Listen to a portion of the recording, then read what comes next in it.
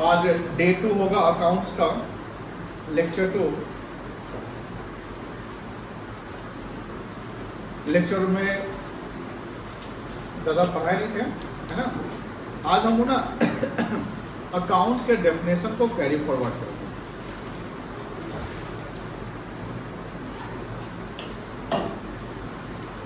ये जो अकाउंट्स का डेफिनेशन था,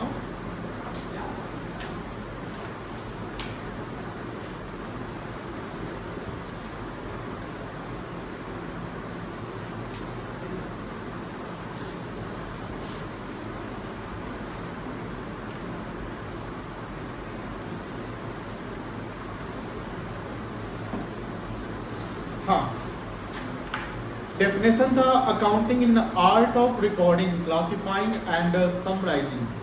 आर्ट जो क्रिएट स्किल से डेवलप होता है, जो हम रिपीटेडली कोई वर्क को करते हैं तो आर्ट क्रिएट होता है। और अकाउंटिंग का जो फर्स्ट स्टेप होता है वो रिकॉर्डिंग होता है, फर्स्ट स्टेप।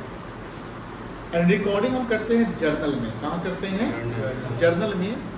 इसका मतलब ये है कि journal is the first step of accounting. Journal is not the end result. Journal is not the end result. Journal is the first steps of accounting, because with the help of journal we proceed further for accounting. जैसे हम लोग को profit loss निकालना होता है ना, तो किसी भी बिजनेस का प्रॉफिट और लॉस होता है वो कहीं ना कहीं एंड रिजल्ट होता है। बट वो एंड रिजल्ट से आपके पास आने से पहले हमें बहुत सारे प्रोसेस करने पड़ते हैं।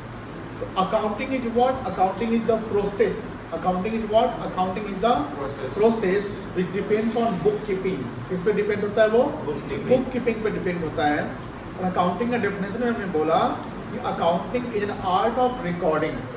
हम ये जो डेफिनेशन है, ये डेफिनेशन को आज हम लोग एलिबरेट करेंगे, इसको समझेंगे कि इसका मतलब क्या होता है, रिकॉर्डिंग का मतलब क्या होता है, क्लासिफिकेशन का मतलब क्या होता है, समराइजिंग का मतलब क्या होता है। तो पहला था रिकॉर्डिंग, है ना।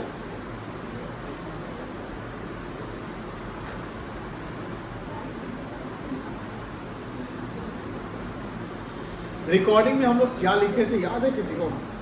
कल भी लिखवाए थे रिकॉर्डिंग के बारे में। क्या लिखे थे? Recording of transaction with the help of vouchers into the journal.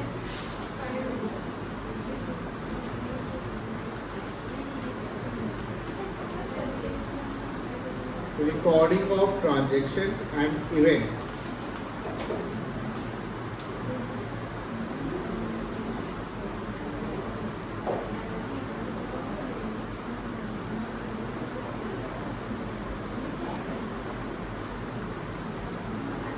With the help of vouchers.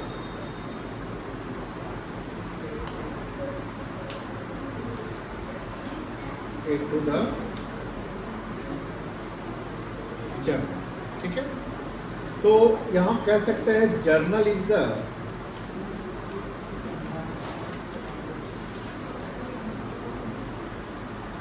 First stage of account.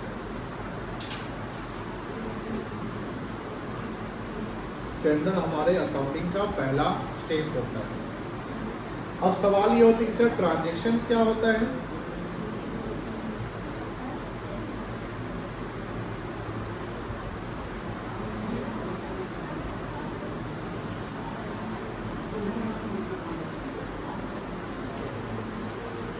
जैसे सपोज करते हैं, अच्छा हम लोग को सोल ट्रेडिंग का अकाउंटिंग सीखना पता है ना, मैं बताया था आप लोग को। जैसे मान लो कि यहाँ पर एक सोल ट्रेडर है। कौन है? Soul trader. सोल मतलब क्या होता है? सिंगल।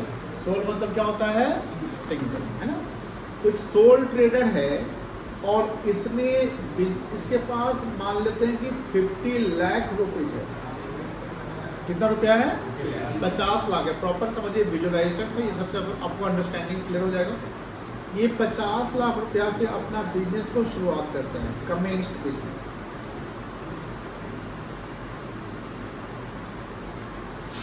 कमेंस्ड का मतलब होता है स्टार्ट करना। कमेंस का मतलब क्या होता है? स्टार्ट करना। यानी उसने अपना बिजनेस शुरू किया। अब मुझे बताओ, जब बिजनेस शुरू करेंगे तो बिजनेस का कोई लोकेशन होगा ना, लोकेशन समझ रहे हैं, प्लेस ऑफ बिजनेस, उसकी कोई आइडेंटिटी होगी, एक नाम होगा, उसका एक बिजनेस का नेचर होगा कि किस नेचर का बिजनेस कर रहे हैं हम लोग। तो मान लो कि इस बिजनेस में 50 लाख रुपया उसने इन्वेस्ट कर दिया, कितना लगाया, 50 लाख रुपया लगाया। ये लगाने वाला कौन है, मान लो इसका नाम है, तो क्या नाम लिखे थे, कुछ लिखे थे नाम, मान लो इसका नाम है अमर। अमर ने यहाँ पर 50 लाख रुपए इसने लगा दिए। Amar is the proprietor, Amar is the, और अमर ने बिजनेस में पैसा लगाया, दैट विल कॉल्ड कैपिटल। ये क्या कहेंगे इसको, मुझे बताओ, यहाँ बिजनेस जो कोई भी रखेगा तो इसका कोई नाम होना चाहिए ना, नेम ऑफ बिजनेस है कि नहीं है, नेम ऑफ बिजनेस। अब नेम ऑफ बिजनेस मान लो लिख दिया अमर्स हार्डवेयर, अमर्स हार्डवेयर। अमर्स हार्डवेयर क्या हो गया, आपका बिजनेस का नाम हो गया। कोई भी एक्टिविटी जो बिजनेस से होगी उसका सारा हिसाब किताब बिजनेस के अकाउंट में लिखेंगे। लेकिन मान लो तो अमर के घर पे कोई एक्टिविटी हो रही है, मान लो अमर का पर्सनल कोई खर्चा हो रहा है, अमर का कोई बेटा, उसको उसका बेटा कहीं पढ़ रहा है तो उसको अकाउंट्स का ट्यूशन का पढ़ रहा है तो उसका ट्यूशन फी देना है। मान लो अमर की वाइफ जा रही सिनेमा देखने, वो मूवी देखने, उसका पैसा दे रहा है। मुझे बताइए क्या वो से ट्रांजेक्शन को हम उसके बिजनेस में रिकॉर्ड करेंगे, घर का बाद घर में, बिजनेस का बाद बिजनेस में।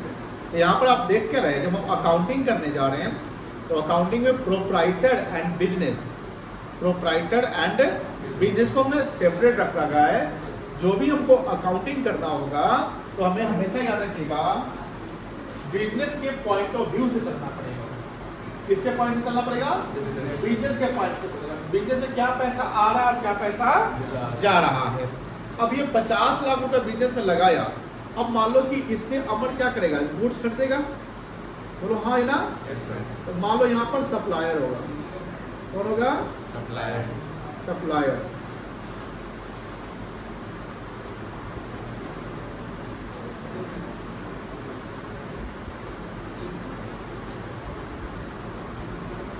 अब इस सप्लायर का क्या काम है, इसको गुड्स सेल करना। तो सप्लायर का काम सेल करना है, लेकिन अमर ने सप्लायर से क्या किया होगा, सामान खरीदा होगा ना, बोलो हाँ है ना। जब परचेज किया होगा तो इनवॉइस बना होगा, इनवॉइस समझते हैं, बिल बना होगा। हम कोई भी सामान खरीदते बिल वगैरह बनता है ना, उस बिल को हम क्या बोलते हैं, वाउचर। क्या कहते हैं बेटा, और वाउचर में क्या मेंशन रहता है, मनी मेंशन रहता है ना, क्या मेंशन रहता है, मनी। मनी दस कितना का पैसा। These all are the activity, these all are the transactions. कोई भी एक्टिविटी बिजनेस में मनी के रूप में लेन देन हो रहा है ना, तो सबको हम क्या बोलेंगे, ट्रांजेक्शन क्या है। हमने रेंट दिया, ट्रांजेक्शन हो गया। हमने गुड्स सेल किया, ट्रांजेक्शन हो गया। हमने गुड्स बाई किया, ट्रांजेक्शन हो गया। हमने बैंक में कैश डिपॉजिट किया, ट्रांजेक्शन। बैंक ने मेरा कोई चार्ज काट लिया, वो भी ट्रांजेक्शन। बैंक ने हमको इंटरेस्ट दिया, वो भी transaction. whatever the activity occurred in the business in forms of money is called transactions, and that transaction must be recorded. That's why हमने बोला कि accounting is the art of recording. Accounting एक art है recording करने का। Recording किसका करेंगे, recording करेंगे ट्रांजैक्शन का, रिकॉर्डिंग करेंगे इवेंट्स का। इवेंट्स का होता है डिस्कस करते हैं। तो ये जो रिकॉर्डिंग होगा ट्रांजैक्शन और इवेंट्स का, वो कहाँ रिकॉर्ड होगा, जर्नल में। अकाउंटिंग का पहला स्टेप, यानी देखो अगर ऑर्गेनाइजेशन पॉइंट पर अगर मान लो एज ए चार्टर्ड अकाउंटेंट या हमें अगर बिजनेस का कोई चीज चेक करते हैं, आपको लगता है कि यहाँ पर जो मेंशन है, जो प्रॉफिट आया, चाहे मशीन का कोई वैल्यू है, या आपको लगता है कहीं फ्रॉड वगैरह हुआ है, क्योंकि फाइनेंस में फ्रॉड बहुत होता है ना, तो उस फ्रॉड को डिटेक्ट करने के लिए आपको ये जानना पड़ेगा। आपको क्लिनिकल नहीं, जैसे आपको अकाउंट्स में आपको टॉप लेवल पे जाना है तो आपको सीए वगैरह करके आपको प्रॉपर जानना पड़ेगा कि सही अगर किसी फ्रॉड को पकड़ना है तो आपको उस फ्रॉडस्टर से ऊपर का सोच रखना पड़ेगा। एक चोर चोरी करता है तो चोर को पकड़ने के लिए आपको उसके जैसा दिमाग, उससे ज़्यादा तेज दिमाग रखना पड़ेगा ना। किसी ने कोई गुनाह कर दिया, किसी ने कोई क्राइम कर दिया, देखते हो बहुत बड़ा जो कॉन्स्पिरेसी टाइप का होता है तो उसमें सीबीआई इंक्वायरी बैठते हैं। अब सीबीआई का ऑफिसर कितना इंटेलिजेंट होता होगा। उसी प्रकार बिजनेस में, बैंक में आप सुनते हो कभी कभी इस कंपनी का स्कैम हो गया, फ्रॉड हो गया, एक घोटाला, उसने इतना लेके भाग गया, इसके बुक्स में इतना का लॉस था, ये हो गया, सरकारी डिपार्टमेंट भी है, ये सब कुछ चेक कौन करता होगा? कहीं ना कहीं हम लोग को मीडिया से पता चलता है। तो पता कब चलता है? जब कोई चेक करके निकाला हुआ तब पता चलता है। जब तक फ्रॉड कर लिए और जब तक वो फ्रॉड डिटेक्ट नहीं होता है, डिटेक्ट मतलब आइडेंटिफाई नहीं होता है, तब तक किसी को पता नहीं कि फ्रॉड हुआ है कि नहीं हुआ। जब मीडिया में पता चलता गया ये फ्रॉड हो गया तो किसी ने फ्रॉड को डिटेक्ट किया होगा ना। जिसने फ्रॉड को डिटेक्ट किया होगा ऑब्वियसली वो इंटेलिजेंट और वो समझदार होगा, जानता होगा क्या पर कहाँ पर गलती हो सकती है। दैट्स वाई अगर किसी चीज़ को हमको पता करना है तो उसका ओरिजिनेशन पॉइंट होता है वाउचर। क्या होता है बेटा? ओरिजिनल चीज़ है, वो ओरिजिनल है, ओरिजिनल जेन्युइन वही है। उस वाउचर के हेल्प से हम उसको क्या करते हैं? बुक्स ऑफ अकाउंट में रिकॉर्ड करते हैं। मान लो कहीं पे भी बुक्स अकाउंट में 4 लाख रुपए का कोई एंट्री दिख रहा है और आपको डाउट लग रहा है, जैसे मान लेते हैं लिखा हुआ electricity bill for the year 4 lakh rupees. Electricity bill for the year is rupees 4 lakh, पूरा 4 लाख रुपया लिखा हुआ। अगर ऐसा कहीं अकाउंट में आपको देखने को मिले, आप उसको जेन्युइन मानेंगे कि उस पर आपको डाउट हो सकता है? जेन्युइन मतलब आप उसको सही मानेंगे कि डाउट हो सकता है? सही मानेंगे। आप बताइए डाउट हो सकता है, कैसे डाउट हो सकता है? नहीं, मान लो कि इलेक्ट्रिसिटी बिल बड़ा सा बिजनेस है, मतलब 5-7 डिपार्टमेंट है, 10-20 एसी चल रहा है, तो हो सकता है। आप बताओ? हो सकता है। तुम बताओ? हो सकता है। आप इसको डाउट में रख लोगे। सब क्यों रखेंगे? कभी देखो इलेक्ट्रिसिटी पूरा पूरा राउंड ऑफ में रहता है, 4 लाख में रहेगा, तो 10 लाख भी हो सकता है, लेकिन पूरा राउंड में नहीं रहेगा। 4 लाख में हो सकता है 3,90,520 रुपया होगा, 3,97,890 रुपया होगा, क्योंकि इलेक्ट्रिसिटी का जब हम कंजम्पशन करते हैं तो पूरा फ्लैट थोड़ी रहता है कि 500 रुपया डेली लगेगा, ऐसा रहता है? 15 महीना लगेगा, ऐसा रहता है? जितना आप कंजम्पशन कर रहे हैं उसके अकॉर्डिंगली ना बिजली उठता है। तो जब कभी ऐसा एक्सपेंस है जहाँ लगता है कि राउंड कैसे हो जाएगा, जैसे सैलरी हमने दिया तो वो राउंड हो जाएगा, सैलरी किसी को दिया तो उसको 15,990 ऐसे कुछ हो सकता है, नहीं दे, नहीं दे भी दे। लेकिन अब यहाँ पर क्या है कि ध्यान रखिएगा, जब हम लोग पढ़ाई करेंगे ना, तो जैसे देखिएगा एक चीज़ हम दिखाते हैं आपको,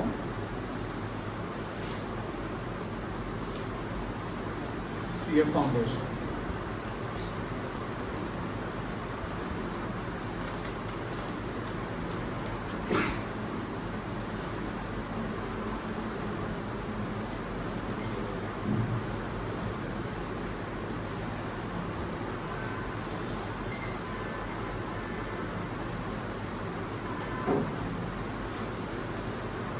ये कुछ दिख रहा है, ये क्या है? तो पक्षी है, लोगो तो है, आईसीआई का लोगो है, बट इसमें कोई पक्षी है? तो पक्षी को क्या, पक्षी क्या जानते हैं? पहचान पा रहा है? ईगल। ईगल, गुड, पहचान लिया आपने, सही। ईगल का क्या रोल होता है? ईगल क्या करता है? ईगल का क्या फंक्शन होता है? जैसे आप जानते हो शेर का भी फंक्शन होता है, इसलिए शेर रख दो, है ना? तो ईगल का क्या फंक्शन होता है? आई साइड अच्छा होता है, आई साइड अच्छा होता है। और समझिए बहुत डीप मीनिंग है इसका। ICAI जो लोगो अपना बनाया है, institute of chartered accountant of India, ये ऐसे एक बॉडी है जो अकाउंट्स का प्रोफेशनल बॉडी है, पूरा सरकार भी इस पर डिपेंड करती है। सरकार को कोई चीज़ पता करना तो इसी के पास जाता है। और अगर आप यहाँ से मेंबर बन के निकलते हैं तो आप एक आचार्य कहलाएंगे, अकाउंट्स के आचार्य, पंडित। ईगल का रोल जैसे हमने बोला कि आई साइड तेज होता है, और कोई रोल होता है? जब बारिश होती है ना, बारिश, सारा पक्षी जो है ना अपने घोंसला में भागते हैं, एक्सेप्ट ईगल। ईगल क्या करता है? बारिश के बावजूद भी ईगल बादल के ऊपर चला जाता है। बारिश तो बादल से होती है ना, हम बादल के ऊपर चल जाएंगे तो बारिश तो मुझे नीचे से हो रहा है। इसका कहने का मतलब है कोई मुसीबत आएगा हम उसको डटकर सामना करेंगे, तो जितना बरसना है बरस ले, हम तेरे ऊपर रहेंगे। आईसाइट आपने जो बोला था कि ईगल का आईसाइट बहुत तेज होता है, कि जब हमने कभी देखा अब देख कर पता करेंगे कहाँ पर गलती है और कहाँ पे सही। अब देखो ईगल का कभी वीडियो देखिएगा, ऊपर से आया पानी मछली है, पानी में मछली है और सीधे उसको पता है कि वहाँ से सब से निकालेगा।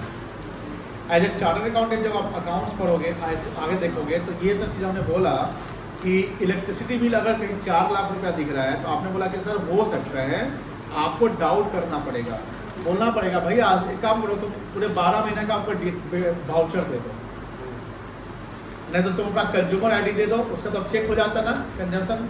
तो आप यहाँ पर कह सकते हैं कि अकाउंट्स में अगर ऐसा कुछ हो रहा है जो चीज़ नहीं होना चाहिए तो आपको लॉजिक सेंस लगाना कि ये प्रैक्टिकली संभव नहीं है। You have to be practical. Accounts पढ़ रहे हैं इसका मतलब नहीं कि किताब में सिलेबस है इतने चैप्टर्स को कंप्लीट कर लेना। You have to be practical. आपको सोचना पड़ेगा कि हाँ ये कैसे हो रहा है, ये क्या हो भी सकता है क्या practically? No sir, no possible नहीं। समझ गया?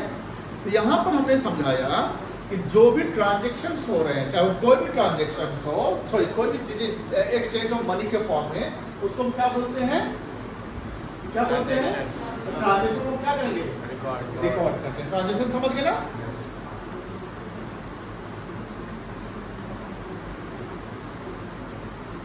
Exchange of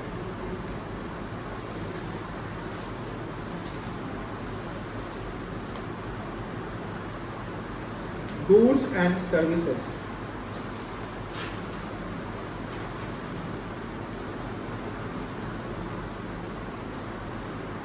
for consideration on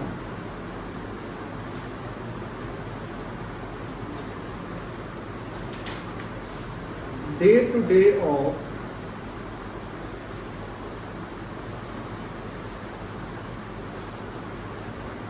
business activities is called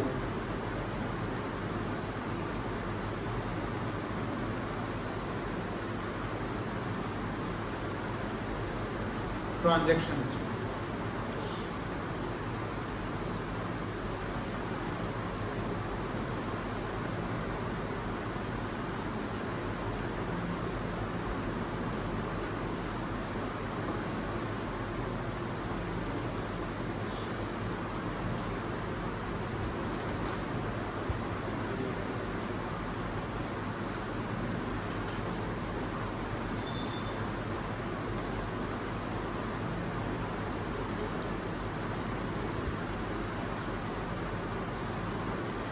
अब समझते हैं इवेंट्स क्या होता है। जैसे मान लो हमने गुड्स परचेज किया, गुड्स क्या किया? परचेज किया। ध्यान से लिखिए होगा, ये क्वांटिटी है। क्या है बेटा? क्वांटिटी नंबर में रहता है ना, और इसका ये रेट है।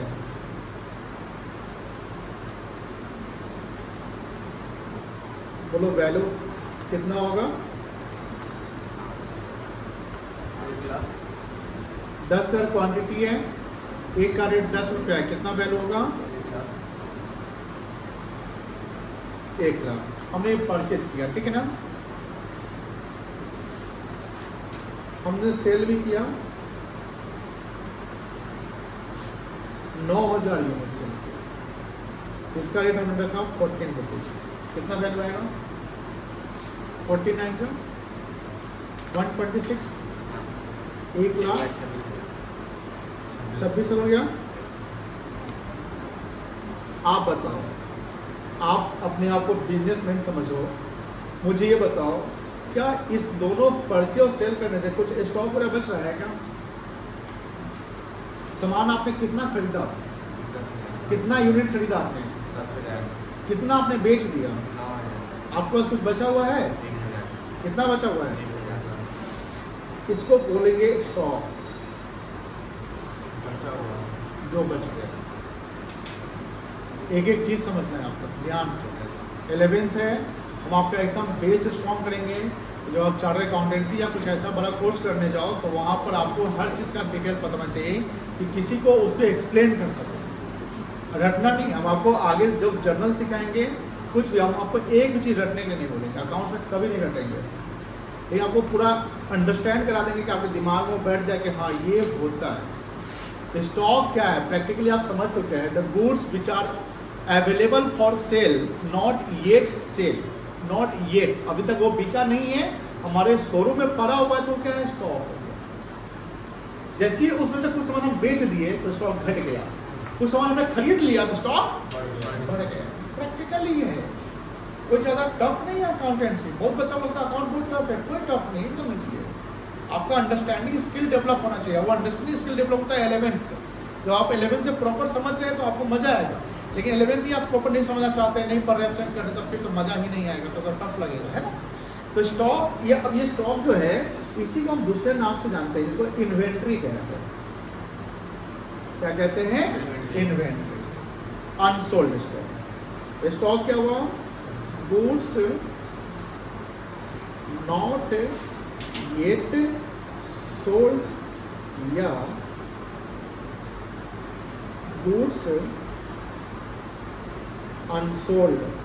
अनसोल्ड मतलब जो नहीं बिका, या गुड्स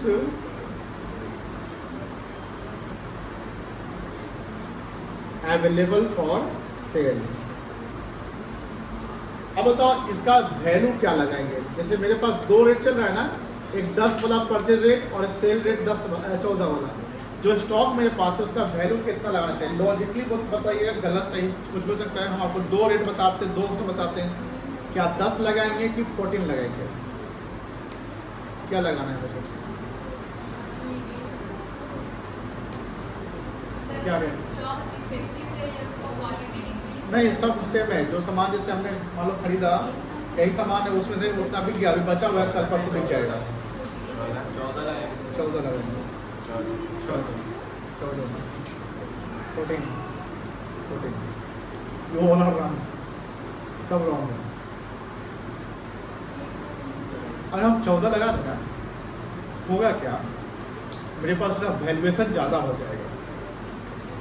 वैल्यूएशन ज़्यादा होगा तो होगा क्या? सरकार इनकम टैक्स प्रॉफिट पे लेती है। आप समझो, आपने 14 बोला तो गलत क्यों है वो भी हम बता देंगे। सरकार इनकम टैक्स लेती है ना, किस वैल्यू पे लेती है? प्रॉफिट पे लेती है, लॉस ऑफ टैक्स नहीं लेती है ना। अब सपोज करिए जो सामान मेरे पास अभी पड़ा हुआ है, अभी बिका नहीं है, उसका वैल्यू ज़्यादा दिखा रहे हैं, मार्केट वैल्यू दिखा रहे हैं कि 14 में सेल की, तो मार्केट में 14 चल रहा होगा ना, तो हमने मार्केट वैल्यू को दिखा दिया, ज़्यादा पे दिखा दिया, तो हमारा तो प्रॉफिट ज़्यादा दिख जाएगा। बस जो सामान हमने बेचा नहीं उसमें भी प्रॉफिट मेरा क्या है? ज़्यादा दिख रहा है। तो सरकार जो है उस प्रॉफिट पे टैक्स ले लेगी, जो हमारा प्रॉफिट एक्चुअली बना ही नहीं। जब तक सामान मेरे पास पड़ा हुआ है प्रॉफिट मान लेंगे, जब हम बेचेंगे तब ना प्रॉफिट होगा। जैसे मान लो कि 10 में खरीदा, 14 में, तो यहाँ 4 का प्रॉफिट दिख रहा है ना आपको? बोलो हाँ है ना? तो सर अगर 4 का प्रॉफिट दिख रहा है तो कितना का प्रॉफिट बनेगा? वो जितना सामान हमने बेच दिया, लेकिन जो 1000 यूनिट है अगर इसको 14 पर दिखा दे, मतलब कि कॉस्ट से ज्यादा दिखा दिए, तो सरकार को कहने के हमें टैक्स ज्यादा देना पड़ जाएगा। सरकार बोलती है ऐसा तो मत करना, जब तक तुम्हारा प्रॉफिट हो नहीं तुम टैक्स मत दो, प्रॉफिट हो जाएगा तब टैक्स दो। तो स्टॉक का जो हम वैल्यूएशन करते हैं, हमेशा देखिएगा इस दोनों में जो रेट कम होगा उस पे, कम वाले रेट पे, यानी 10 पे करेंगे। सर मान लेते कि एक समय के लिए इसको 14 ना करके 9 पे कर देता, तो क्या 10 दिखाते? नहीं दिखाते। कितना दिखाना पड़ता? 9 दिखाना पड़ता, लोअर दिखाने पड़ते। कल हमने आपको बताया था कि अकाउंट्स का भी एक ना धर्म ग्रंथ होता है, गीता होता है, याद है? जैसे हिंदू का धर्म ग्रंथ क्या होता है? गीता। इस्लाम का क्या होता है? अकाउंट्स का भी कोई ग्रंथ होता है, कोई कन्वेंशन होता है, कस्टम होता है जिसको फॉलो करना था, तो उसको क्या बोलते हैं? अकाउंटिंग स्टैंडर्ड बोलते हैं। क्या बोलते हैं? Accounting standard. तो वो अकाउंटिंग स्टैंडर्ड में ये 2 नंबर अकाउंटिंग स्टैंडर्ड, उसमें ये बात मेंशन है। फिलहाल 11th में आपको अकाउंटिंग से पढ़ना नहीं है, बट आपको ब्रीफ समझना है कि क्यों करते हैं, तो हम लोअर पे करेंगे, ठीक है? तो यहाँ पर ध्यान रखना, हमने यहाँ पर वैल्यूएशन कितना पे किया? 14 पे कर दिया। कितना वैल्यू आ जाएगा? 10,000। कोई दिक्कत नहीं है। अब समझो, अगर हमको यहाँ प्रॉफिट की बात करनी है, तो प्रॉफिट निकालना पड़े तो कैसे निकलेगा? सेल वैल्यू, सेल वैल्यू कितना है आपका 9000 इंटू 14 है ना, 1,00,000 स्टॉक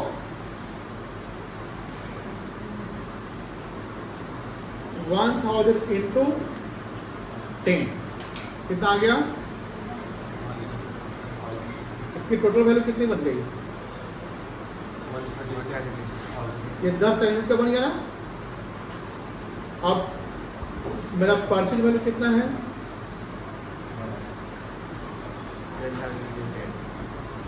10,000 यूनिट्स का 10 रुपए से कितना गया, हमारी प्रॉफिट कितनी हुई 36।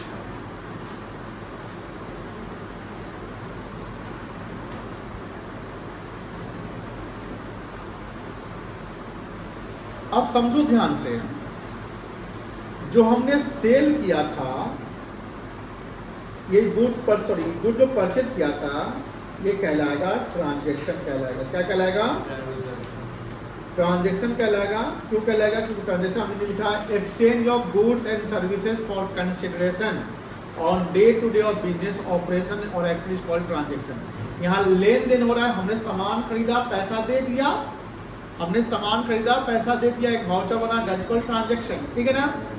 हमने सामान बेचा तो यहाँ भी क्या होगा, पैसा हमने लिया और सामान दे दिया, यहाँ भी एक वाउचर बिल बना, ये भी क्या कहलाता है, कहलाएगा, ये भी कहलाएगा ट्रांजैक्शन। लेकिन ध्यान रखना, इवेंट्स का मतलब होता है रिजल्ट, घटना, आउटकम। इवेंट का मतलब क्या होता है, रिजल्ट। जैसे हमने यहाँ इवेंट लिखा ना, तो इवेंट का मतलब होता है आउटकम, रिजल्ट और घटना। रिजल्ट क्या होता है, जब कोई प्रोसेसिंग कोई एक्टिविटी होगा तो उसका कोई रिजल्ट आता है, ये ना बोलते हैं हम लोग। जैसे दो मतलब कि जो एक्टिविटी, जैसे मान लो कि सेल परचेज करेंगे तो एक रिजल्ट आएगा प्रॉफिट का, है नहीं। तो यहाँ पर सेल परचेज करने से जो एक रिजल्ट जो हमारा आया है, वो स्टॉक आया कि हमने सामान खरीदा 10,000 यूनिट्स, कितना खरीदा, हमने सामान बेचा 9,000 यूनिट्स। तो इसके दोनों के एक्टिविटी से मेरा एक रिजल्ट आया है कि 9,000 मेरे पास बच गया, सॉरी 1,000 मेरा जो है वो बच गया। तो 1,000 यूनिट्स तो बच गया, it is the result, and result is not the transaction, this is called events. इसको क्या बोलेंगे हम, इवेंट कहेंगे। Event and transaction both are different. Transaction means the exchange of goods and services for consideration is called transaction. Event means the outcome of transaction is called event. Outcome of transaction is called event. एक और event यहाँ पर कहलाएगा जो है हमारा profit. Profit is also the outcome. Profit is also the result. That's why profit क्या कहलाएगा हमारा, event कहलाएगा, ठीक है ना। तो event का मतलब क्या हुआ, the outcome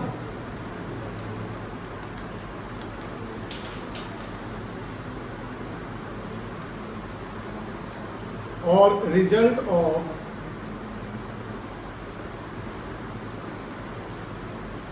transaction is called event. For example, closing stock,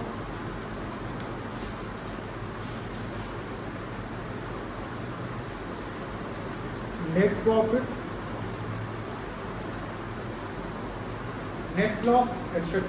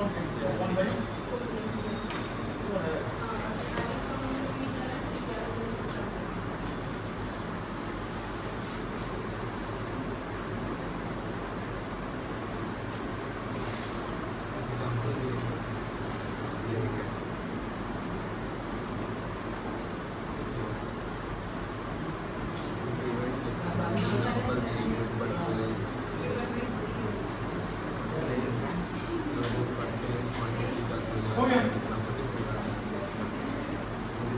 हो गया, ये समझ गए?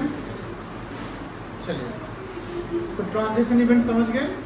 अच्छा, रेंट पेड, अगर हम रेंट पेड करते हैं, ये ट्रांजैक्शन और इवेंट। रेंट पेड कर रहे हैं तो क्या होगा? ट्रांजैक्शन की इवेंट, ट्रांजैक्शन जो भी लेन देन हो रहा है। Salary paid, transaction, wages paid, profit, event, loss, event, stock, event, sale. तुम भी बोलो, क्या नाम है Utkarsh? Sale, transaction, purchase. Very good. अब समझो, स्टेप बाय स्टेप हर चीज को समझना है, पूरा डेफिनेशन आएगा आपका। तो यहाँ पर ट्रांजैक्शन में, सॉरी, अकाउंटिंग का डेफिनेशन था, accounting in art of recording. अब हमेशा हम पूछेंगे या कहीं भी बोलिएगा या कोई भी, अगर आपसे से नए नए हैं तो आप लोग हमेशा एक्सचेंज करेगा इन्फॉर्मेशन का, कि देखो अकाउंटिंग के डेफिनेशन में, अकाउंटिंग में रिकॉर्डिंग पहला स्टेप होता है। क्या होता है? रिकॉर्डिंग। तो आपका सवाल है रिकॉर्डिंग किसका करते हैं, किस चीज का करते हैं, वो बताएगा बंदा, या आप बताओगे तो बोलेगा रिकॉर्डिंग ट्रांजैक्शन का। बोलेगा नहीं, ट्रांजैक्शन का इवेंट होगा तो उसका एंट्री नहीं करेंगे क्या? मान लो कि प्रॉफिट या लॉस होता है तो उसका एंट्री करोगे नहीं करोगे? बोलेगा हाँ करेंगे। तो ये बताओ कि प्रॉफिट और लॉस क्या है? ट्रांजैक्शन की इवेंट है, समझ में ना? तो profit loss is the result. जब तक ट्रांजैक्शन होगा नहीं, इवेंट कैसे आ जाएगा? समझ गया? चलिए, तो पहला पार्ट था accounting in art of recording. हमने आपको इसको कोरिलेट किया था आपके स्कूल से, याद है ना? स्कूल में क्या था कि जैसे स्टूडेंट जैसे जैसे आ रहे हैं, वो जा रहे हैं क्लास में, सॉरी वो ये असेंबली में जा रहे हैं, प्रे करने जा रहे हैं, तो वहाँ पर क्या है कि जो स्टूडेंट जिस समय आ गया, चाहे वो सीनियर हो जूनियर हो कोई भी, उसको उसी समय एंट्री कर दिया। ट्रांजैक्शन में भी होता है कि मान लो कि आज हमने परचेज किया तो आज परचेज का एंट्री करेंगे, आज हमने सेल किया तो आज हम सेल का एंट्री करेंगे, आज हमने किसी को सैलरी दिया तो आज का सैलरी का एंट्री होगा, आज हमने रेंट नहीं दिया तो आज रेंट का एंट्री नहीं होगा। जिस दिन जो चीज होगा मनी के अकाउंट्स में, उसी दिन वो रिकॉर्ड कर लिया जाएगा। ये नहीं कि हम सेल का वेट करेंगे, सेल होगा तभी कुछ और होगा, या हमको पहले सेल का एंट्री करना है फिर परचेज का फिर कैश का, नहीं, जो हो रहा है उसको एट ए टाइम कर दो, ठीक है ना? लेकिन बात यह है कि अकाउंटिंग में जो पहला जो वर्ड था रिकॉर्डिंग, रिकॉर्डिंग के बाद क्या था? क्लासिफाइंग। स्कूल में जब प्रे हो जाता है तो एक कोऑर्डिनेटर आते हैं, या कोई मान लो कि जो वहाँ के टीम लीडर जो होते हैं वो बोलते हैं कि चलो अपने, सॉरी बच्चों अपने अपने क्लास में जाओ, क्लास में जाओ। क्यों कहते हैं कि वहाँ से हम उस बच्चे को उसके स्टैंडर्ड के अनुसार पढ़ाएंगे। हमें आइडेंटिफिकेशन करना है, क्लास 5th में कितने स्टूडेंट है, 6th में कितने हैं, नर्सरी में कितने हैं, तो कहीं ना कहीं क्लास से पता चलेगा, आपको किसी फील्ड से पता नहीं चलेगा। तो क्लासिफिकेशन का मतलब होता है जो ट्रांजैक्शन रिकॉर्ड हुआ, क्योंकि परचेज एक बार तो हर साल, एक साल में एक बार तो नहीं ना होगा, बार बार होते रहेंगे, सेल भी बार बार होता रहेगा। तो क्लासिफिकेशन का मतलब कि ग्रुपिंग करना, क्या बनाना? ग्रुप मतलब कैटेगरी बनाना। कैटेगरी का मतलब हेड्स ऑफ अकाउंट, जैसे परचेज है तो हमको एक ग्रुप बनाना है परचेज अकाउंट का। क्या बनाना है? परचेज अकाउंट का। और अगर सपोज कि हमको टोटल परचेज निकालना है कि मई मंथ में कितना परचेज हुआ, जून में कितना हुआ, कि पूरे साल में कितना हुआ, तो हमको उसके लिए परचेज अकाउंट में जाने की जरूरत है, हम और किसी अकाउंट में नहीं जाएंगे। आपका मान लो सीनियर, आप अकाउंटेंट है, आपका सीनियर बोलता है कि बेटा एक बात बताओ कि टोटल सेल्स जो है ना इस क्वार्टर में कितना हुआ, ये पूछ सकते हैं ना। अब क्वार्टर कितने महीने का होता है? 3 महीने का। आप पूछिए सर कौन सा quarter sir, first quarter, second, third या लास्ट क्वार्टर, कौन सा क्वार्टर? तो आप बोलेंगे, वो बोलेगा नहीं ऐसा करो अप्रैल से जून वाला बता दो। तो पूछा कि सेल्स कितना हुआ एक क्वार्टर का, उसके लिए हमको जाना पड़ेगा सेल्स वाले लेकर अकाउंट में। क्या हाँ सर रुक जाइए 2 मिनट हमको समय दीजिए, आपका लैपटॉप खोलेंगे या कहीं भी एंट्री किए हैं। तो सेल्स अकाउंट में क्या, इस क्वार्टर का सेल्स टोटल है मान लो 15 लाख रुपया। सर इस साल का इस क्वार्टर का सेल जो हुआ है वो 15 लाख रुपया है। तो सेल्स को आइडेंटिफाई करने के लिए हम कहाँ जाएंगे? सेल्स अकाउंट में। परचेज को आइडेंटिफाई करने के लिए कहाँ जाएंगे? परचेज अकाउंट में। आपसे पूछिए कि बताओ बैंक में कितना बैलेंस चल रहा है, बैंक में कितना बैलेंस है, बैंक में क्या पैसा कम है कि ज्यादा बताओ। तो आप लोग रुकिए 2 मिनट, हम जाते हैं एक जगह, वो कौन सा जगह होगा? बैंक का बैलेंस पता करने कहाँ जाएंगे? बैंक अकाउंट में जाएंगे। ऐसा बताओ कि एक काम करो कि सैलरी इस साल कितना, टोटल सैलरी कितना पेड हो गया बताओ तो, पिछले साल से कितना ज्यादा है तो बोलोगे ऐसा पिछले साल से कितना ज्यादा बताना है क्या? आप क्या करोगे, कहाँ जाओगे, किस अकाउंट में जाओगे? सैलरी अकाउंट में। और वो पूछा पिछले साल से कितना ज्यादा है, तो लास्ट ईयर का अकाउंट में भी जाना पड़ेगा। लास्ट ईयर के अकाउंट में सैलरी चेक करो, अरे लास्ट में सैलरी था 20 लाख का सेल मतलब पेड हुआ था। इस साल अभी तक 22 लाख पेड हो गया, मान लेते हैं इस साल पूरा 22 लाख। सर ना लास्ट ईयर 20 लाख पेड हुआ था, इस साल 22 लाख पेड हुआ, 2 लाख इस साल ज्यादा पेड हुआ है। पूछेगा क्यों ज्यादा पेड हुआ? सर हमको क्या काम बढ़ेगा तो सैलरी पे पेमेंट करना पड़ेगा ना, इन्फ्लेशन चल रहा है। तो ध्यान रखना ये सारा चीज हम इंडिविजुअल आइटम्स का टोटलिंग अगर हम पता करें तो वो जर्नल से पता नहीं चलेगा। जर्नल में रिकॉर्डिंग होता है। जर्नल में क्या होता है? रिकॉर्डिंग। रिकॉर्डिंग किस किस चीज का होता है? ट्रांजेक्शन इवेंट्स का, डे टू डे जो एक्टिविटी हो रहा है वो हो रहा है, वो सब मिक्स है। आज परचेज सेल, कल परचेज सेल, परसों सेल परचेज रेट, जो भी हो सब लेते चल रहे हैं। तो जर्नल से हम टोटल नहीं पता कर सकते हैं कि परचेज का टोटल कितना है, सेल्स का। इसलिए हमको कहाँ जाना पड़ेगा? उसके नेक्स्ट एक्सटेंशन में जाना पड़ेगा। एक्सटेंशन का मतलब क्या होगा? उसके अगले पार्ट में जाना पड़ेगा। रिकॉर्डिंग के पार्ट उसका क्लासिफिकेशन होता है, जहाँ क्लासिफिकेशन करते हैं उसको बोलते हैं लेजर। क्या कहते हैं? लेजर। लेजर जर्नल के बाद हम लोग को पढ़ना पड़ेगा, अभी जर्नल भी पढ़ने में समय लगेगा आप लोग को। तो लेजर में क्लासिफिकेशन, जहाँ हेड्स ऑफ अकाउंट ग्रुपिंग होता है। क्या होता है बेटा? ग्रुपिंग होता है। प्रॉपर क्लैरिटी आ रही है ना? क्या समझ रहे हैं आप लोग? कोई दिक्कत नहीं है? चलिए लिखिए क्लासिफिकेशन का मतलब।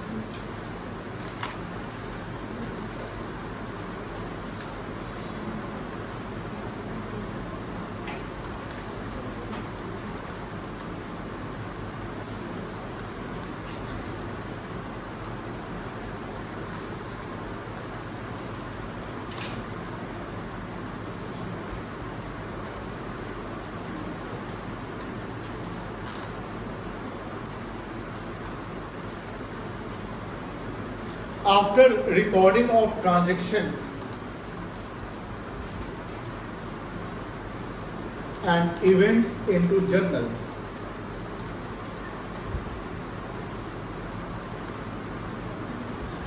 we post them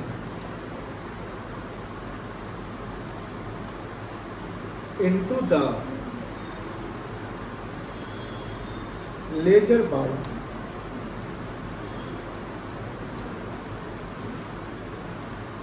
classifying the items into proper group, that is heads of accounts.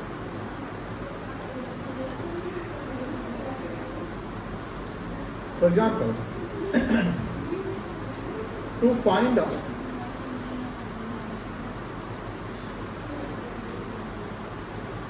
total purchase of goods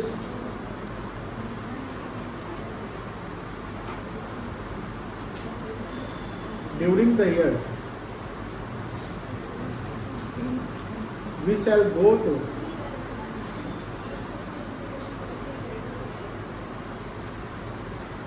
purchase account.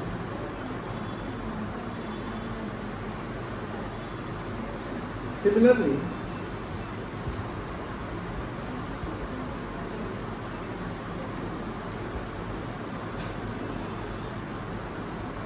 to find out total sales of goods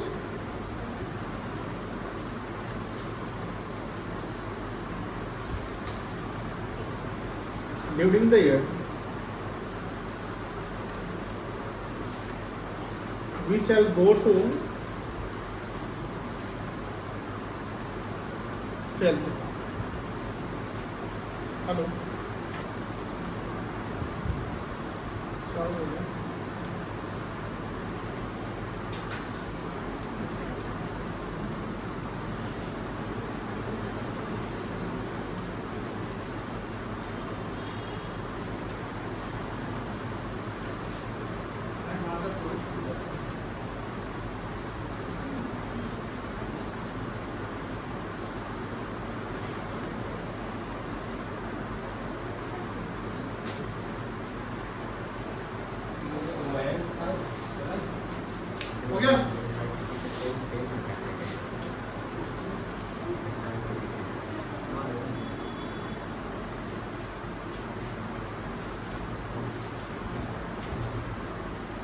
चले आगे।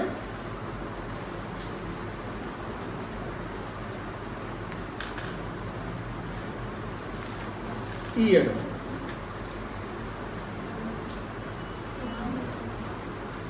ईयर समझते हैं? ईयर कितने महीने का होता है? 12 कब से कब तक होता है? जनवरी से दिसंबर। और कोई ईयर होता है? वो क्या होता है? बजट पास होता है और कब तक चलता है? हो जाता है ये अप्रैल मार्च। कभी कभी क्या होता है ना, बच्चा 12 कर रहा है, 11 कर रहा है, आगे CA कर रहा है, कभी कंफ्यूज होता है ईयर क्या क्लोज हो रहा होगा, मतलब एक माइनर सा ईयर, दिसंबर ले कि मार्च ले, समझ में नहीं आ रहा है, और वहाँ सारा ब्लेंडर करके चला था। मतलब एक छोटा सा मिस्टेक, छोटा सा, वो ब्लेंडर कैसे होता है समझाते हैं हम लोग। अब ईयर समझेंगे, कभी कभी ये भी समझना बहुत जरूरी है, एकदम छोटा सा बात है लेकिन समझना है, क्योंकि आप लोग भी गलती कर सकते हो फ्यूचर में, इसलिए बता रहे हैं। इसे मान लो लिख दिया फॉर द ईयर एंडेड 2024, लिख दिया। अब ये ईयर एंडेड 2024 लिख दिया, दिसंबर 31 को बंद हो रहा है कि 31 मार्च को बंद हो रहा है, समझ में नहीं आ रहा है। बता सकते हैं आप? 31 मार्च बताओ, कोई दो ऑप्शन दे दिया, दिसंबर या मार्च? मार्च। उत्कर्ष बोलो। दिसंबर। हाँ बोलिए, कुछ भी बताओ, दिसंबर या मार्च? दिसंबर। तुम बताओ? मार्च। कहे ना, डिफरेंट आंसर है, क्या तो कि कोई गलत है कोई सही है। मार्च और दिसंबर में कोई एक ही होगा, दोनों तो नहीं हो सकता है। जो दिसंबर बोला वो सही है, जो दिसंबर बोला है वो सही है, मार्च वाला गलत है। अब बोलेगा सर कैसे गलत है, आप कैसे सही, वो प्रूफ करके बताइए। ये भी तो बात है ना कि हम, आप तो सही बोल दे, गलत बोलिए, एमसी को थोड़ी है कि वो बोल दिया हाँ दिसंबर सही, चलो यहाँ प्रूफ करना पड़ेगा। अच्छा ये बताओ, हमारे घर, आपके घर में, सबके घर में कैलेंडर होता है ना? कैलेंडर का पहला जो पेज होता है वो किस मंथ से शुरू होता है? जनवरी। लास्ट पेज, उस लास्ट पेज और फर्स्ट पेज में ईयर क्या लिखा रहता है? एक ही ईयर लिखा रहता है। आपके घर में 2025 का कैलेंडर है ना, तो जनवरी 25 लिखा हुआ होगा, और कैलेंडर का लास्ट पेज में क्या लिखा हुआ है? 25। जहां एक साल कोई पार्टिकुलर ईयर कवर हो, जैसे यहाँ पर 2024 ओनली 24 लिख दिया, दैट मीन्स कि this year start from 1 January 24 and and on 31 December 24। But suppose कर लो कि अगर लिख देता कि भाई चलो भाई, फॉर द ईयर एंडेड 24-25, अब देखो अगर 24-25 2 साल कवर हो रहा है। आप जनरली सुनते हो कि एक साल होता है वो मार्च में भी क्लोज होता है, जिसको फाइनेंशियल ईयर कहते हैं। क्या कहते हैं? फाइनेंशियल ईयर कहते हैं। जो अप्रैल से शुरू होता है, तो जब अप्रैल से शुरू होगा तो उसका 12 महीना जो पूरेगा वो कहाँ पूरेगा? मार्च को पूरेगा ना। अप्रैल, जनवरी, अप्रैल, मई, जून, जुलाई, अगस्त होगा तो मार्च में पहुंचोगे 12 पे, ठीक है ना। तो अप्रैल से अगर शुरू हुआ तो 2024 अगर अप्रैल में शुरू होता है, अप्रैल 2024, तो मार्च तो अगला साल पहुंच जाएंगे ना, मार्च तो नेक्स्ट पहुंच जाएंगे। तो 24-25 अगर लिखा हुआ है, इसका मतलब कि ये जो ईयर है इसको बोलेंगे फाइनेंशियल ईयर। क्या बोलेंगे? Financial year. और ये जो ऊपर वाला ईयर है इसको क्या बोलेंगे? Calendar year. कैलेंडर ईयर में एक ईयर कवर होता है, फाइनेंशियल में 2 ईयर कवर होता है। इसका जो ओपनिंग या स्टार्टिंग हुआ 1/1/24 से लेकर 31/12/24, और ये होगा 1/4/24 से लेकर 31 मार्च 25। ठीक है। अब बोलोगे सर इंडिया में जो हम अकाउंटिंग करते हैं उसमें अकाउंट में कौन सा ईयर फॉलो किया जाता है? क्योंकि अकाउंट का भी एक ईयर होता है जिसको अकाउंटिंग ईयर कहते हैं। अकाउंट का भी एक ईयर होता है जिसको क्या बोलते हैं, accounting year. Accounting year either calendar भी हो सकता है और फाइनेंशियल भी हो सकता है। लेकिन ध्यान रखेंगे जब हम कंपनी की बात करते हैं, किसकी बात करते हैं, कंपनी की बात करते हैं, तो कंपनी में जो ईयर फॉलो किया जाता है कंपल्सरली वहाँ फाइनेंशियल ईयर फॉलो किया जाता है। बैंक फाइनेंशियल ईयर, जिसका भी ऑडिट अकाउंट्स होता है, ऑडिट होता है, या जिसका भी टैक्स लाइबिलिटी बनती है, जो भी कंपनीज है कॉर्पोरेट सेक्टर की है, सबको कंपल्सरी क्या फॉलो करना है, ओनली फाइनेंशियल ईयर फॉलो करना है। लिखा नहीं है फाइनेंशियल फॉलो करना है। लेकिन जैसे सोल प्रोप्राइटर्स, जैसे सोल ट्रेडिंग का तो जस्ट स्टार्ट पढ़ रहे हैं, तो उसमें ना हम लोग को क्या पढ़ना है, हम लोग को अकाउंटिंग समझना है। वो अकाउंटिंग किसी क्वेश्चन को देखिएगा तो दिसंबर में क्लोज करा दिएगा, किसी देखिएगा वो मार्च में क्लोज करा देगा, कोई दिक्कत नहीं है। समझ गए ना, ये समझ गए।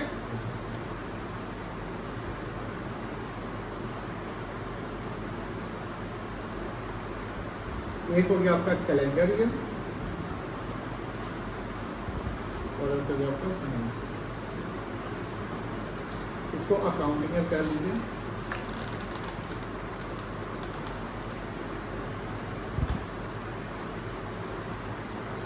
Only 1 year cover,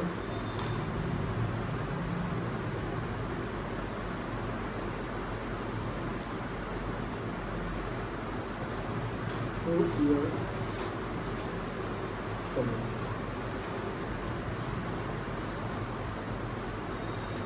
start from 1st January end on 31st December।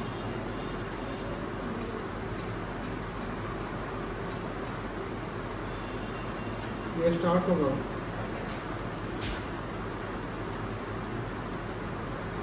1st April end of 31st मार्च। कोई दिक्कत नहीं है। अब समझो मुझे, अच्छा जो स्टार्टिंग डेट होता है ना,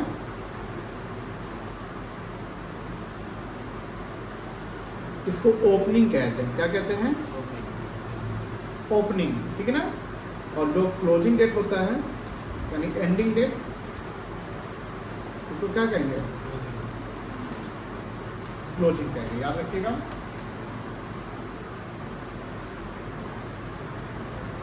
मुझे बताओ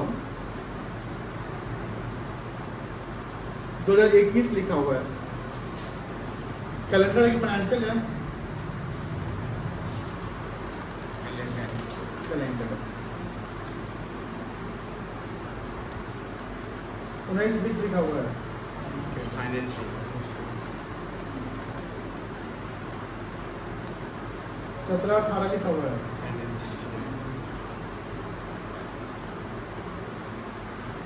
16 लिखा हुआ है। कोई दिक्कत नहीं है। अब बताओ जो कैलेंडर ये इसका ओपनिंग डेट क्या होगा,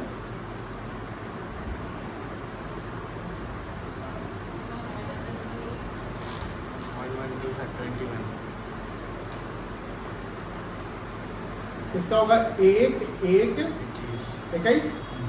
क्लोजिंग डेट 31/12/21। ठीक है। इसका बताओ 19-20 का opening date 1, very good, 1/4। Closing date बताओ 31/3/20। इसमें 12 महीने का गैप। इसका बताओ 17-18 का 1/4/17 और इसका 31/3/18। इसका बताओ 1/1/16 31/12। कोई दिक्कत, नोट डाउन कर लीजिए।